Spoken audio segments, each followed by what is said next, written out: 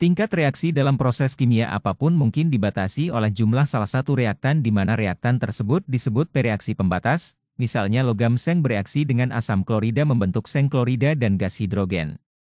Ketika 2,5 dikali 10 pangkat negatif 3 mol seng direaksikan dengan tepat 2 kali lebih banyak mol asam klorida, logam akan bereaksi dengan asam untuk menghasilkan seng klorida dan 61 ml gas hidrogen. Alat ini akan memungkinkan kita untuk menunjukkan konsep reaksi pembatas.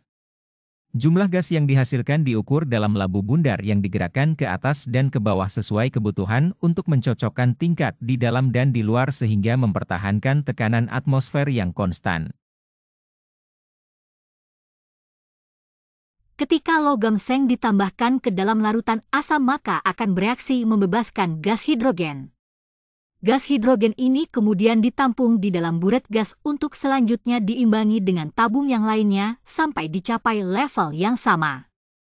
Ketika semua seng telah bereaksi, jumlah gas hidrogen yang dihasilkan adalah 61 ml. Ketika kita hanya menggunakan separuh dari jumlah seng yang kali ini hanya 82 mg dengan jumlah asam klorida yang sama dengan jumlah asam klorida sebelumnya, maka logam tersebut akan bereaksi dengan asam menghasilkan 30,5 ml gas hidrogen.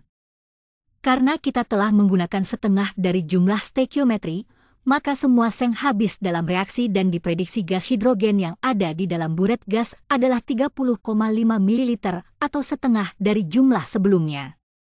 Dalam hal ini seng adalah pereaksi pembatas. Percobaan terakhir ini dimulai dengan 200 mg seng dan kelebihan logam pada saat selesainya reaksi. Seng yang tidak bereaksi tetap berada di dalam labu dengan jumlah gas hidrogen yang sama seperti pada percobaan pertama yaitu 61 ml.